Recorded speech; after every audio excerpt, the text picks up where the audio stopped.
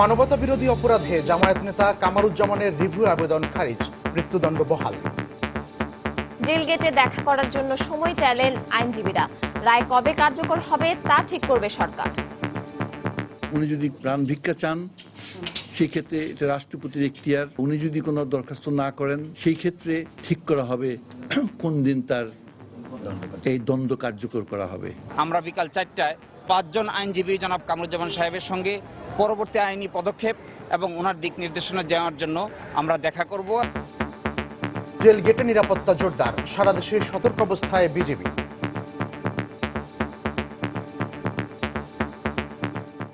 দেখছিলেন প্রধান শিরোনাম। দুপুরের সময়ের সঙ্গে আছে আমি পারমিতাহীন এবং আমি মিজানুর রহমান কবির। এবার অন্যান্য শীর্ষ সংবাদ। সন্ত্রাসের বিরুদ্ধে বলিষ্ঠ ভূমিকা নিতে মাঠ পর্যায়ের প্রশাসনকে প্রধানমন্ত্রীর নির্দেশ। পটুয়াখালী ও নেত্রকোনার উন্নয়ন সমন্বয় কমিটির সঙ্গে ভিডিও কনফারেন্স। রাজধানীতে পুলিশের উপস্থিতিতে ইতালি প্রবাসী এক ব্যক্তিকে 3 তলা থেকে ফেলে হত্যার অভিযোগ। রাজশাহীতে পারিবারিক কলহের জেরে ভাই বোন খুন, ছোট ভাই আটক। কালবৈশাখী ঝড়ে লন্ডভন্ড বগুড়ার 12 উপজেলার ক্ষতিগ্রস্ত পরিবারগুলো এখনো খোলা আকাশের নিচে। নেই খাবার পানীয়, স্বাভাবিক হয়নি বিদ্যুৎ সরবরাহ। এবং রাজধানীর দৃষ্টিনন্দন বিলবোর্ডগুলো এখন নগরবাসীর কাছে আতঙ্ক। ঝড়ে ভেঙে ঘটছে দুর্ঘটনা, প্রাণহানিও। সিটি কর্পোরেশন বলছে সীমাবদ্ধতার কথা।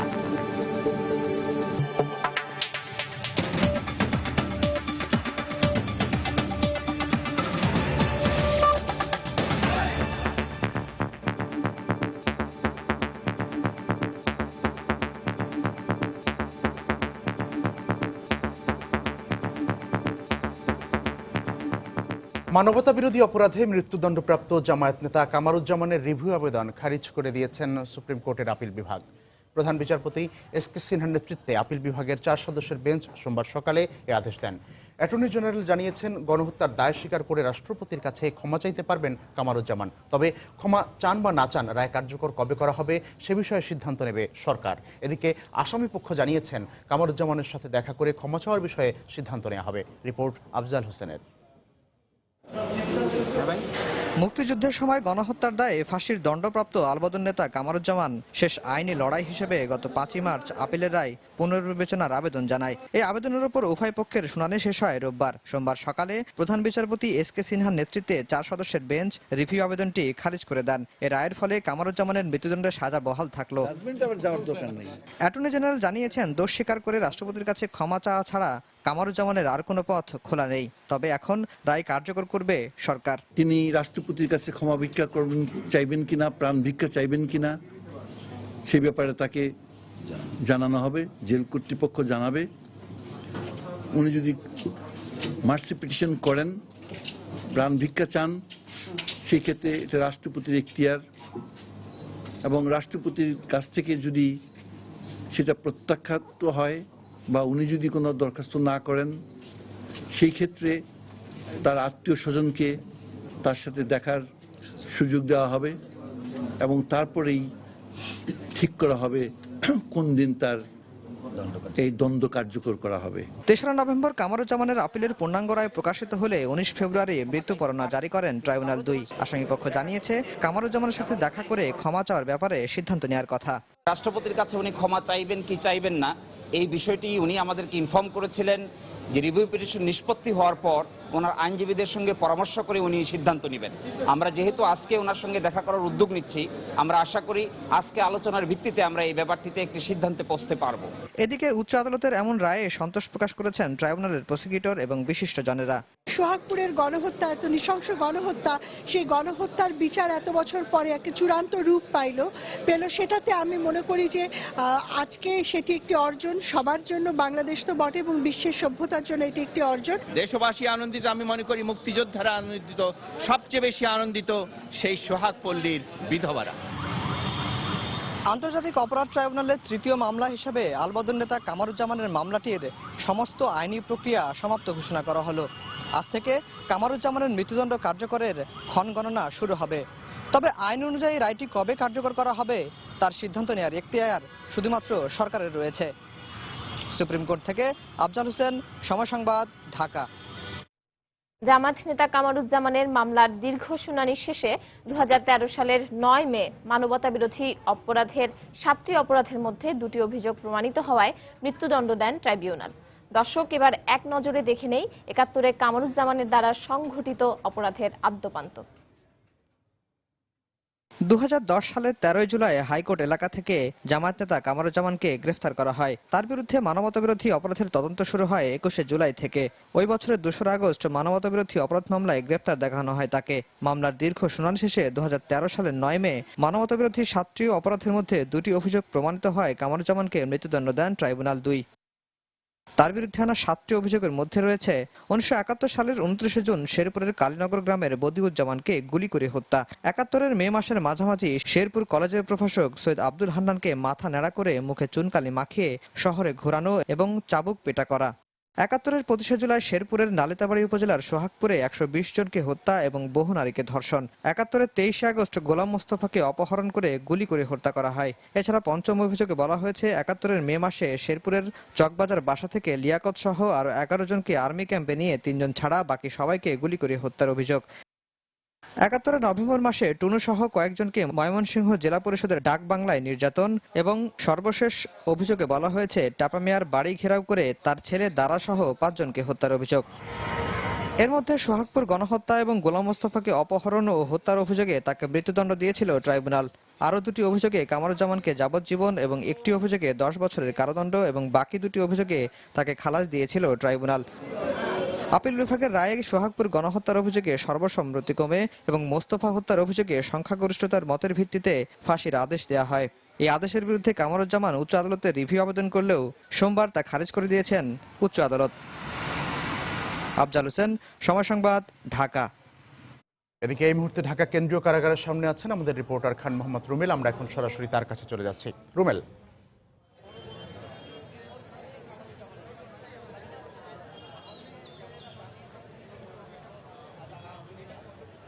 খবির, আপনি জানেন যে কামারুজ্জামানের বিরুদ্ধে যে রিভিউ আবেদনটি ছিল সেটির আজকে সকালবেলা নিষ্পত্তি হয়ে গেছে। তো এরপরে আমরা যেটি দেখেছিলাম যে সকাল 11:30টার দিকে কামারুজ্জামানের আইনজীবীরা এখানে এসেছিলেন জেল গেটে এবং এসে সিনিয়র জেল সুপার বরাবর একটি আবেদনপত্র দিয়েছেন। সেই আবেদনে তারা উল্লেখ করেছেন যে আজকে বিকেল 4টার সময় তারা 5 জন আইনজীবী কামারুজ্জামানের সঙ্গে দেখা করতে চান। তো তারা বলেছেন যে এই যে আবেদনটি তারা এই জেলখানায় দিয়েছেন সেই আবেদনটি গ্রহণ করা হয়েছে এবং তাদেরকে যদি অনুমতি দেওয়া হয় তাহলে তারা বিকেল 4টার সময় কামারুজ্জামানের সঙ্গে দেখা করবেন।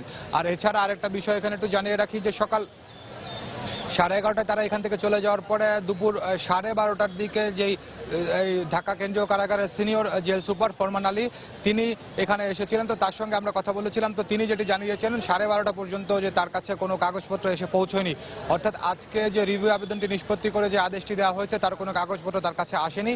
তো তিনি বলেছেন যদি তার কাছে কাগজপত্র পৌঁছায় তাহলে পরবর্তী যে পদক্ষেপগুলো সেগুলো তিনি গ্রহণ করবেন। তবে এখানে একটু জানিয়ে রাখি যে আমরা জানতে পেরেছি আজকে দুপুরের পরে যে কোনো সময় একজন নির্বাহী ম্যাজিস্ট্রেট এই জেলখানায় আসবেন এবং সেখানে এসে হয়তো কামারুজ্জামানের পক্ষে যে রিভিউ আবেদন নিষ্পত্তি করে যে রায়টি দেওয়া হয়েছে সেই বিষয়টি তাকে অবহিত করবেন। আর এখানে একটু জানিয়ে রাখি যে যেহেতু কামারুজ্জামানের ট্রাইব্যুনাল থেকে যে রায় এসেছিল সেই রায়ের পরে আপিলের রায় এবং সবশেষ রিভিউর রায় সেটিও আজকে নিষ্পত্তি হয়ে গেছে। সুতরাং আইনিভাবে এই মামলাটির আরেকটি মাত্র সুযোগ রয়েছে, সেটি হচ্ছে যে কামারুজ্জামান রাষ্ট্রপতির কাছে প্রাণ ভিক্ষার আবেদন করতে পারবেন। তো কামারুজ্জামানের যে আইনজীবীরা তারা যেটি বলেছেন যে কামারুজ্জামান রাষ্ট্রপতির কাছে প্রাণ ভিক্ষার আবেদন করবেন কি করবেন না সে বিষয়টি নিয়ে আজকেই তারা কামারুজ্জামানের সঙ্গে আলাপ করবেন। এখন তখন হয়তো সিদ্ধান্ত হবে যে কামারুজ্জামান রাষ্ট্রপতির কাছে প্রাণ ভিক্ষার আবেদন করবেন কিনা। এবং আমরা যেটি তাকে শিশির মনির অর্থাৎ কামারুজ্জামানের আইনজীবী তাকে জিজ্ঞেস করেছিলাম যে যদি কামারুজ্জামান রাষ্ট্রপতির কাছে প্রাণ ভিক্ষার আবেদন করেন তাহলে সেটি কখন বা কবে করতে পারেন। তো তখন তিনি আমাদেরকে যেটি জানিয়েছিলেন যে আইনত কামারুজ্জামান রাষ্ট্রপতির কাছে প্রাণ ভিক্ষার আবেদনের জন্য 7 দিন সময় পাবেন এবং যখন এই যে রিভিউ আবেদনের যে রায়টি আজকে এসেছে সেই রায়টি কামারুজ্জামানকে আনুষ্ঠানিকভাবে জানানো হবে তখন থেকে তিনি 7 দিন সময় গণনা শুরু হবে। তো এই হচ্ছে এখানকার অবস্থা। আর এইখানে আপনি জানেন যে সকাল থেকে আমি আপনাকে জানাচ্ছি যে যখন কামারুজ্জামানের রিভিউ আবেদনটি নিষ্পত্তি হয়ে যায় তখন থেকে কিন্তু আমরা দেখেছিলাম যে এই ঢাকা কেন্দ্রীয় কারাগারের সামনে এবং এর আশপাশের এলাকায় নিরাপত্তা ব্যবস্থা জোরদার করা হয়েছে। তো এখনো পর্যন্ত সেই একই অবস্থা রয়েছে। আর এখানে একটু জানিয়ে রাখতে চাই যে কামারুজ্জামান এই যে আলবদর কমান্ডার কামারুজ্জামান 1971 সালে যে ইসলামী ছাত্র সংঘের সভাপতি ছিলেন এবং তিনি বৃহত্তর শেরপুর এলাকায় মানবতার বিরুদ্ধে 7টি অভিযোগ তার বিরুদ্ধে ট্রাইব্যুনালে আনা হয়েছিল। এর মধ্যে 5টি অভিযোগ তার বিরুদ্ধে প্রমাণিত হয়েছিল এবং 2টি অভিযোগে সোহাগপুর গণহত্যা এবং মুক্তিযোদ্ধা গোলাম গোলাম মোস্তফাকে হত্যা, দুটি অভিযোগে তাকে মৃত্যুদণ্ড দিয়েছিলেন ট্রাইব্যুনাল। তো পরবর্তীতে তিনি যখন আপিল করেন, আপিলে তাকে সোহাগপুর গণহত্যার অভিযোগে মৃত্যুদণ্ড এবং গোলাম মোস্তফাকে হত্যার অভিযোগে সেই যাবজ্জীবন কারাদণ্ড দেওয়া হয়েছিল। তো আজকে রিভিউ আবেদনে সেই আপিল বিভাগ যে রায় দিয়েছিল সেই রায়টি বহাল রাখা হয়েছে। কবির খান মোহাম্মদ রুবেল আমাদেরকে জানাচ্ছিলেন ঢাকা কেন্দ্রীয় কারাগারের সামনে থেকে। এদিকে কামারুজ্জামানের রায় ঘোষণাকে কেন্দ্র করে নাশকতা এড়াতে সারা দেশে সতর্ক অবস্থায় রয়েছে বিজিবি। এর মধ্যে চট্টগ্রামে মোট 9 প্লাটুন বিজিবি মোতায়েন করা হয়েছে, যার মধ্যে শহরে 3 প্লাটুন এবং জেলার জামায়াত শিবির অধ্যুষিত সীতাকুণ্ড, সাতকানিয়া এবং লোহাগড়ায় বাকি 6 প্লাটুন বিজিবি দায়িত্ব পালন করছে। সেই সঙ্গে বিজিবির 4টি অস্থায়ী ক্যাম্পে সতর্ক অবস্থাও রাখা হয়েছে তাদেরকে। এর মধ্যে ঢাকা চট্টগ্রাম মহাসড়কের সীতাকুণ্ড মিরেরসরাই অংশে 3টি এবং চট্টগ্রাম কক্সবাজার মহাসড়কে একটি অস্থায়ী ক্যাম্প স্থাপন করা হয়েছে।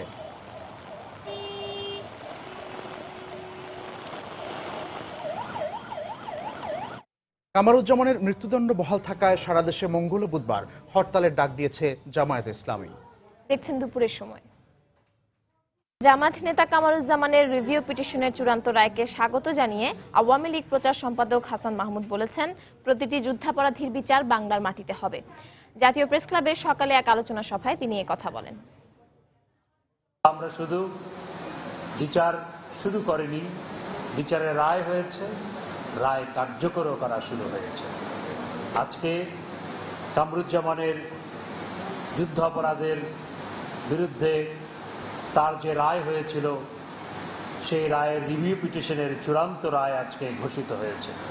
বাংলাদেশ আওয়ামী লীগের প্রচার সম্পাদক হিসাবে এবং বাংলাদেশের সমস্ত শান্তিকামী মানুষের, মুক্তিযুদ্ধের সপক্ষের সমস্ত শক্তি এবং সমর্থকদের পক্ষ থেকে আমরা এই রায়কে স্বাগত জানাই। এদিকে কামারুজ্জামানের রিভিউ আবেদন খারিজ এবং ফাঁসির আদেশ বহাল থাকায় ময়মনসিংহে আনন্দ মিছিল করেছে মুক্তিযোদ্ধারা। সকালে রায় ঘোষণার পরপরই মুক্তিযোদ্ধা সংসদ থেকে মিছিলটি বের হয়ে শহরের প্রধান প্রধান সড়ক ঘোরে। পরে দ্রুত ফাঁসির রায় কার্যকরের দাবিতে জেলা প্রেস ক্লাবের সামনে মানববন্ধন করেন মুক্তিযোদ্ধারা।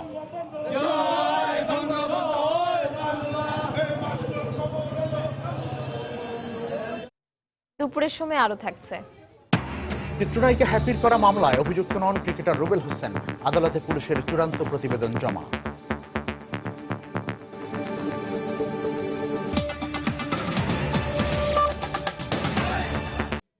আইনশৃঙ্খলা পরিস্থিতি স্বাভাবিক রাখতে এবং সন্ত্রাসের বিরুদ্ধে বলিষ্ঠ পদক্ষেপ নিতে মাঠ প্রশাসনকে নির্দেশ দিয়েছেন প্রধানমন্ত্রী শেখ হাসিনা। সকালে প্রধানমন্ত্রী শেখ হাসিনার সভাপতিত্বে সচিবালয়ে মন্ত্রিসভার নিয়মিত সাপ্তাহিক বৈঠক শেষে পটুয়াখালী, নেত্রকোনা সহ কয়েকটি জেলার উন্নয়ন সমন্বয় কমিটির সাথে ভিডিও কনফারেন্সে তিনি কথা বলেন। এর আগে সকালে মন্ত্রিসভার বৈঠক অনুষ্ঠিত হয়। এতে বাণিজ্যমন্ত্রী তোফায়েল আহমেদ, কৃষিমন্ত্রী বেগম মতিয়া চৌধুরী, অর্থমন্ত্রী আবুল মাল আব্দুল মুহিত সহ মন্ত্রিসভার বেশিরভাগ সদস্য যোগ দেন। এতে বেশ কিছু গুরুত্বপূর্ণ সিদ্ধান্ত হয় বলে সংশ্লিষ্ট সূত্রে জানা গেছে।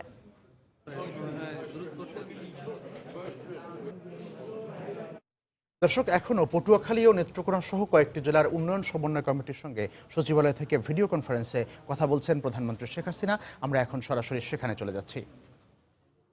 নানা ধরনের সুযোগ আমরা দিচ্ছি, বিভিন্নভাবে আমরা অর্থ সরবরাহ করছি। যেমন মশলা উৎপাদনে মাত্র 4% সুদে ঋণ দেওয়া হচ্ছে।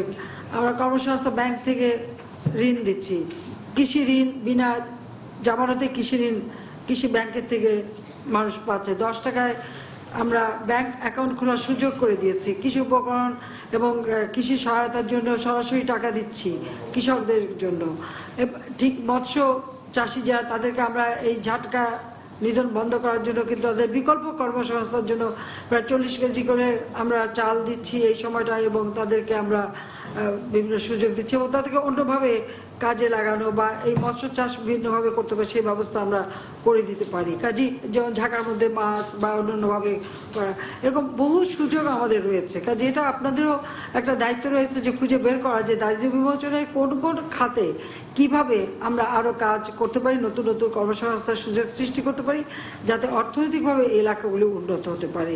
কারণ আমাদের এই যে বিশাল নদী, এই নদী এবং এত খাল, বিল, পুকুর, জলাশয়, একটা জায়গা 1 ইঞ্চি জমি বা একটা জলাধারের জন্য পতিত পড়ে না থাকে, প্রত্যেকটা জায়গায় যেন একটা উৎপাদনমুখী কিছু হয় যা মানুষের কাজে লাগবে।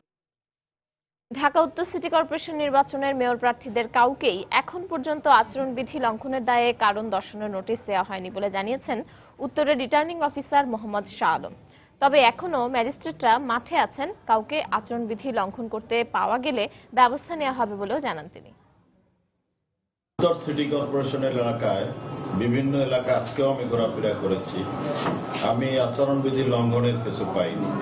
প্রার্থীদের বারবার বলে দিয়েছি যে আচরণবিধি কেউ লঙ্ঘন করতে পারবেন না, যদি কেউ আচরণবিধি লঙ্ঘন করেন আমি তাৎক্ষণিকভাবে তার বিরুদ্ধে ব্যবস্থা করব, যে সবাই যেন আচরণবিধি মেনে চলেন। এক্ষেত্রে কোনো ধরনের ছাড় কাউকে দেওয়া হবে। এদিকে দ্বিতীয় দিনের মতো চট্টগ্রাম সিটি কর্পোরেশন নির্বাচনে মনোনয়নপত্র বাছাইয়ে বাতিল হওয়া প্রার্থীদের আপিল শুনানি চলছে। আজ এক মেয়র এবং 3 সংরক্ষিত কাউন্সিলরের মনোনয়নপত্র বাতিল আদেশ বহাল রেখেছে আপিল বিভাগ।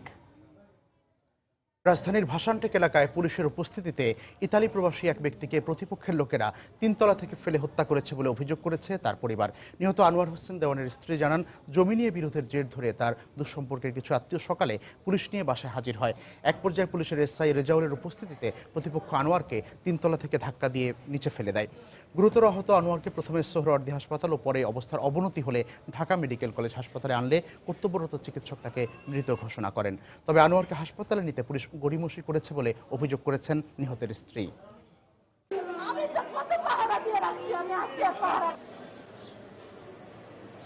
তিনতলায় ও যাইতেছে, মানে তিনতলায় একটা ভাড়াটি আছে, ওর রুমে যা বসবে নীরবে, ওইখানে উঠছে আর পিছন দিয়ে ওরে কি ধাক্কা মারলো। সবাই বলতেছে কি হয়েছে কি হয়েছে, পিছন সাইডে দেখে আমার হাজবেন্ডে ধাক্কা মেরে ফালাই দিচ্ছে ওরা। তখনও পুলিশ ছিল, সোহরাওয়ার্দী পর্যন্ত ছিল পুলিশ। পুলিশ বলে কি ভাবি ওর কিচ্ছু হয় না, ও সুস্থ আছে, আপনি অস্থির হয়েছেন কেন? আমার এই যে বড় ননাস বলতেছে কি যে ওরা তাড়াতাড়ি ঢাকা মেডিকেল নিয়ে যাও, ও বাঁচবো। তখন ও বলছে, আমার বলতেছে নীলা আমার মাফ করে দাও, আমি আর বাঁচবো না। ওরা সব চক্রান্ত করে আমার হাজবেন্ড আজকে মারছে। পারিবারিক কলহের জের ধরে রাজশাহীতে বড় ভাই ও বোন খুন হয়েছেন। এই ঘটনায় আহত হয়েছেন অন্তত 5 জন। এদিকে হত্যাকাণ্ডে জড়িত সন্দেহে ছোট ভাই তরিকুল ইসলামকে আটক করেছে পুলিশ। নিহতদের স্বজনরা জানিয়েছে, কাদিরগঞ্জ এলাকার একটি বাসায় থাকতেন ভাই বোন সাদিকুল ইসলাম ও কল্পনা। গত রাত 3টার দিকে হঠাৎ বাসায় ঢুকে তাদের এলোপাতাড়ি কোপাতে থাকে ছোট ভাই তরিকুল ইসলাম। এতে ঘটনাস্থলেই সাদিকুল ইসলাম ও কল্পনা মারা যান। এ সময় সে আরো কয়েকজনকে ছুরিকাঘাত করে। এতে অন্তত 5 জন আহত হন। আহতদের রাজশাহী মেডিকেল কলেজ হাসপাতালে ভর্তি করা হয়েছে। এই ঘটনায় তরিকুল ইসলামও আহত হয়েছে। বর্তমানে সে পুলিশি হেফাজতে চিকিৎসাধীন আছে। জমি নিয়ে বিরোধের জের ধরেই এই ঘটনা ঘটেছে বলে ধারণা করছেন নিহতদের স্বজনরা।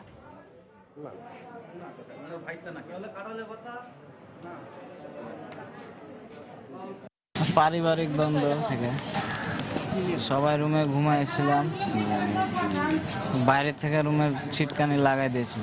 আমার ফুপুকে মেরে ফেলেছে, তারপর আমার চাচিকে, আমার বুকে মেরেছে, আমার ভাইকে মেরেছে, আমার বাবাকেও মেরে ফেলেছে। আমার বাবার ওইরকম চিল্লাচিল্লি শুনে সবার ঘুম ভাঙে, কিন্তু ঘুম ভাঙার সত্ত্বেও কেউ ঘর থেকে বাড়াতে পারেনি, বাহির থেকে ও গেট বন্ধ করে রেখেছিল। জমি জমা নিয়ে দীর্ঘদিন পর্যন্ত শত্রুতা চলতেছে। আপন ভাই তার বড় ভাইকে মেরেছে এবং তার ছোট বোনকে মেরেছে ওই বাড়ি দখলকে কেন্দ্র করে পূর্ব পরিকল্পিতভাবে ছুরি এবং শাবল দ্বারা হত্যা করছে। কালবৈশাখী ঝড়ে লণ্ডভণ্ড বগুড়ার 12 উপজেলার ক্ষতিগ্রস্ত পরিবারগুলো এখনো খোলা আকাশের নিচে। খাবার ও পানির অভাবে মানবেতর জীবনযাপন করছেন তারা। স্বাভাবিক হয়নি বিদ্যুৎ সরবরাহ ব্যবস্থাও। এদিকে নিহতের পরিবারদের আর্থিক সহযোগিতা দেওয়ার আশ্বাস দিয়েছেন জেলা প্রশাসন। বগুড়া থেকে রবিউল ইসলামের ছবি এবং মাজুদুর রহমানের তথ্য নিয়ে ডেস্ক রিপোর্ট। প্রচন্ড কালবৈশাখী ঝড়ের 2 দিন পরেও বিপর্যস্ত অবস্থায় রয়েছে বগুড়ার বিভিন্ন প্রান্ত। ঝড়ে ভেঙে পড়েছে বাড়িঘর, বিদ্যুতের খুঁটি, ক্ষতিগ্রস্ত হয়েছে গাছপালা, ফসলি জমি। বিপর্যস্ত পরিবারের অনেকে এখনো খোলা আকাশের নিচে দিন কাটাচ্ছেন। নেই খাবার, রয়েছে বিশুদ্ধ পানির সংকটও। ঘরতে এক মুঠ অন্ন নেই, আমি কি যে কি করি, ছেলে বাড়ি ঘর দুয়ার গাছপালা মুঠ ভাঙে উড়ে নিয়ে গেছে। স্বামী নাই, ছেলে মেয়ে কেউ নাই, তাই আমি এখন থাকারও থান নাই। আমাদের ঘরের চাল ছিটাছিটি করে কোথায় কোন জায়গায় লেগে ফেলাই দিছে খুঁজে পাওয়া যায়নি। একটা ঘর নেওয়া যায়নি, একটা ঘর নেওয়া গেছে, বারান্দাটা ছিল, বারান্দাটা মাটিতে শুয়ে পড়ে গেছে।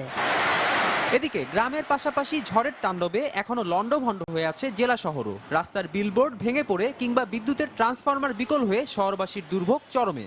কারেন্ট নাই, আমাদের লেখাপড়ার খুব ক্ষতি হচ্ছে। কারেন্ট একবারই নাই, মানে একদম বিচ্ছিন্ন। আমার ঝড় এসে আমার ঘর বাড়ি সব কিছু একবারে ভাঙে তছনছ হয়ে গেছে। অন্যদিকে শহরের বিভিন্ন স্থানে বিদ্যুৎ সরবরাহ করা গেলেও উপজেলাগুলোতে বিদ্যুৎ পৌঁছাতে আরো 2-1 দিন সময় লাগবে বলে জানিয়েছে সংশ্লিষ্ট বিভাগ। 70% এলাকা বিদ্যুৎ সরবরাহ কাল রাতের মধ্যে চালু করছি। বাকি এলাকার বিদ্যুৎ সরবরাহ আমরা আশা করি আজকের মধ্যে মোটামুটি সম্পন্ন করতে পারবো। পিডিবির যে এলাকাগুলো সেই এলাকাগুলো। পল্লী বিদ্যুতেরটা ওদের কথা আমি বলতে পারবো না। এদিকে নিহত প্রতিটি পরিবারকে জেলা প্রশাসনের পক্ষ থেকে 20,000 করে টাকা দেওয়া হয়েছে। 10টি উপজেলায় 50 মেট্রিক টন খয়রাতি চাল বিতরণের নিমিত্ত বরাদ্দ প্রদান করা হয়েছে এবং নিড অ্যাসেসমেন্টের ভিত্তিতে আরও বরাদ্দ প্রদান করা হবে। জেলা প্রশাসনের তথ্য মতে ঝড়ে মোট ক্ষতিগ্রস্ত পরিবারের সংখ্যা 91,894টি ও বাড়িঘর ভেঙে গেছে 98,968টি। ক্ষতিগ্রস্ত হয়েছে 4,000 হেক্টর জমির ফসল। সময় সংবাদ, বগুড়া। এদিকে চট্টগ্রামের ফিশারি ঘাটে বজ্রপাতে কবির হোসেন এবং আব্দুস সালাম নামের 2 জন নিহত হয়েছেন। এছাড়া আহত হয়েছেন আরো 3 জন। প্রত্যক্ষদর্শীরা জানিয়েছে দুপুর 12:30টার দিকে বেশ কজন জেলে ঘাটে কাজ করছিল। এ সময় বৃষ্টি নামলে তারা কাছের একটি একচালা ঘরে আশ্রয় নেয়। এক পর্যায়ে বজ্রপাতে 5 জন আহত হন। তাদের চট্টগ্রাম মেডিকেল কলেজ হাসপাতালে নেওয়া হলে 2 জনকে মৃত ঘোষণা করেন কর্তব্যরত চিকিৎসক।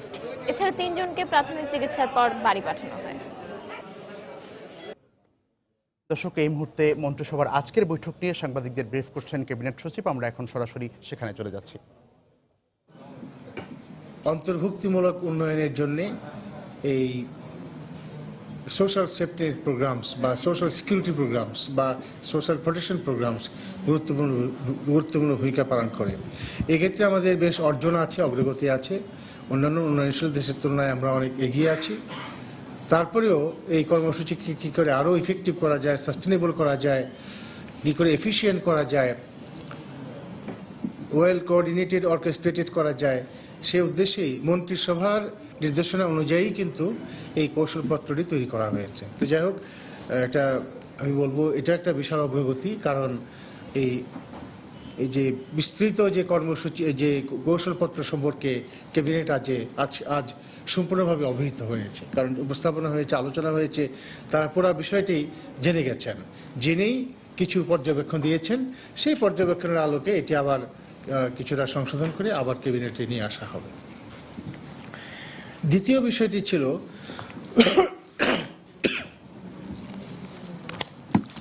এটা একটা আইনের সংশোধন।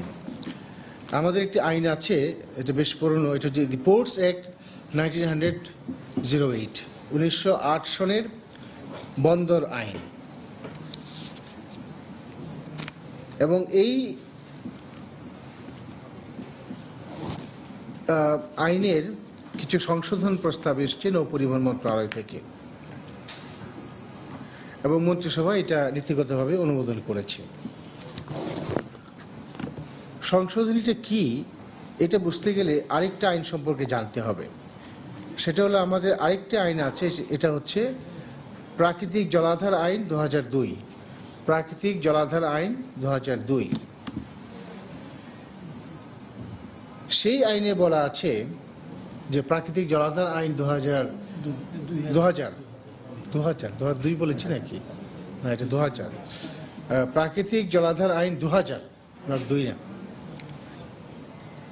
প্রাকৃতিক জলাধার আইন 2000-এ বলা আছে এই আইনের বিধান অনুযায়ী বা এই আইনের বিধান অনুযায়ী ব্যতীত খেলার মাঠ, উন্মুক্ত স্থান, উদ্যান অথবা প্রাকৃতিক জলাধার হিসেবে চিহ্নিত জায়গার শ্রেণী পরিবর্তন করা যাবে না বা উক্তরূপ জায়গা অন্য কোনোভাবে ব্যবহার করা যাবে না বা অনুরূপ ব্যবহারের জন্য ভাড়া, ইজারা বা অন্য কোনোভাবে হস্তান্তর করা যাবে না, এরকম একটা প্রভিশন। মন্ত্রিসভার নিয়মিত সাপ্তাহিক বৈঠক নিয়ে সাংবাদিকদের ব্রিফ করছিলেন মন্ত্রিপরিষদ সচিব মোশাররফ হোসেন ভূঁইয়া। আমরা এতক্ষণ সরাসরি সচিবালয়ে সেটি সম্প্রচারে ছিলাম। এবার যাচ্ছি পরের খবরে। বাঙালির প্রাণের উৎসব পহেলা বৈশাখ, আর বৈশাখ উদযাপনকে ঘিরে প্রবাসও নানা আয়োজনে রঙিন হয়েছে বাঙালি জীবন। নিউ ইয়র্কে রোববার ছুটির দিনে বৈশাখকে সামনে রেখে হয়ে গেল পিঠা উৎসব। কুইন্সের আউটসাইডের কুইন্স প্যালেসে পিঠা উৎসবে পরিণত হয় বাঙালির মিলন মেলায়। নিউ ইয়র্ক থেকে শিহাবুদ্দিন কিস্টুর পাঠানো তথ্য ছবি নিয়ে ডেস্ক রিপোর্ট। বৈশাখ আসতে আর মাত্র কটা দিন বাকি। এরই মধ্যে বৈশাখকে বরণ করে নিতে নানা আয়োজন শুরু হয়ে গেছে বাঙালিদের মধ্যে। দূর প্রবাসেও বাঙালির প্রাণের উৎসব বৈশাখকে বরণ করে নিতে আয়োজনের শেষ নেই। নিউ ইয়র্কে বৈশাখকে ঘিরে প্রবাসী বাংলাদেশিরা রোববার উৎসব মুখর পরিবেশে উদযাপন করে বাঙালির ঐতিহ্যের পিঠা উৎসব। 12 ধরনের পিঠা আমরা বানাইছি, সব পিঠাই কম বেশি পছন্দ করতেছে, কিন্তু সবজি পিঠা, ঝাল পিঠা, পাকন পিঠা, সব বাঙালিরা এসে এখানে পিঠা খাচ্ছে, জিনিসপত্র দেখছে। পিঠা উৎসবে বাহারি সব পিঠার পসরা সাজিয়েছেন নারীরা। আর প্রবাসে দুষ্প্রাপ্য এসব পিঠা পেয়ে দোকানগুলোতে ভিড় করেন ছোট বড় সবাই। সুদূর কানাডা থেকেও পিঠা উৎসবে যোগ দেন অনেকে। আমি কানাডা থেকে আসছি পিঠা উৎসবের জন্য নিউ ইয়র্কে।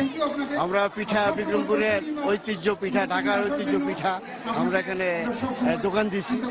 ভালো হচ্ছে। রকমারি পিঠা উৎসবের পাশাপাশি ছিল বাংলার ঐতিহ্যবাহী শাড়ি, সালোয়ার কামিজ, রেশমি চুড়ি আর মেহেদি আলপনার বাহার। প্রত্যাশার চেয়েও বেশি ক্রেতা দর্শনার্থী সমাগমে লোকজ পিঠা উৎসব পরিণত হয় প্রবাসী বাঙালিদের মিলন মেলায়। পাশাপাশি ছিল সাংস্কৃতিক অনুষ্ঠানও।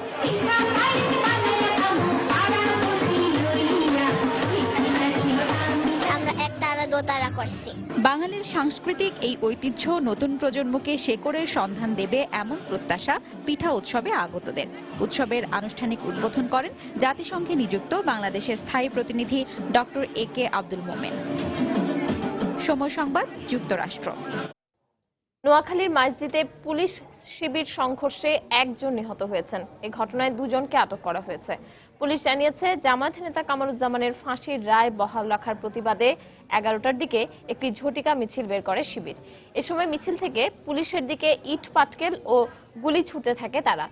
এক পর্যায়ে পুলিশ ধাওয়া করলে এক শিবির কর্মী রাস্তার পাশে ড্রেনে পড়ে আহত হয়। পরে পুলিশ তাকে উদ্ধার করে নোয়াখালী মেডিকেল কলেজ হাসপাতালে নিয়ে গেলে তার মৃত্যু হয়। এদিকে পরিস্থিতি নিয়ন্ত্রণে পুলিশ বেশ কয়েক রাউন্ড গুলি ছোড়ে।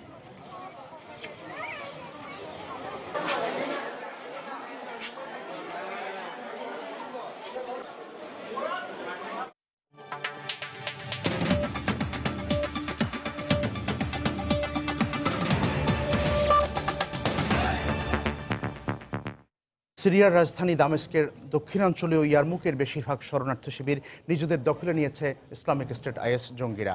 বুধবার দামেস্কের উদ্বাস্তু শিবিরগুলো লক্ষ্য করে হামলা চালায় IS জঙ্গিরা। এ সময় সশস্ত্র ফিলিস্তিনিদের সঙ্গে জঙ্গিদের সংঘর্ষ বাধে। এ লড়াইয়ে IS-এর সঙ্গে যোগ দেয় সিরিয়ার আল কায়েদার শাখা আল নুসরা ফ্রন্ট এবং ফিলিস্তিনের পক্ষে অংশ নেয় বায়েত আল মাকদেসের যোদ্ধারা। নুসরা ফ্রন্টকে এতদিন IS বিরোধী মনে করা হলেও ইয়ারমুক দখলে তারা জঙ্গিদের পক্ষ নেয়। এদিকে অব্যাহত সংঘর্ষের মুখে অনেক শরণার্থী পালিয়ে গেলেও ভেতরে শিশুসহ অন্তত 18,000 শরণার্থী আটকে আছেন বলে উল্লেখ করেছে এবং উদ্বেগ প্রকাশ করেছে জাতিসংঘ।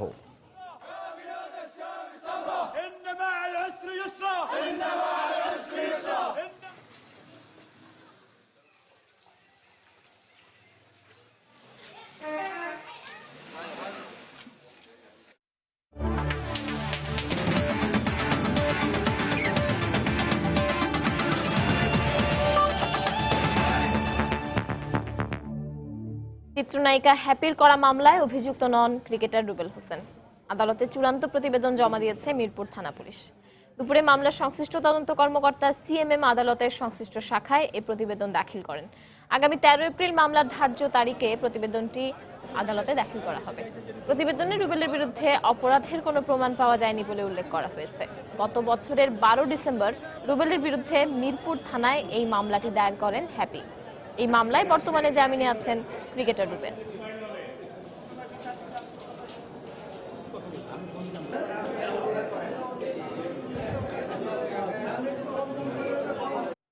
দুপুরের সময় এ পর্যায়ে শীর্ষ সংবাদ জানিয়ে দিচ্ছি আরেকবার।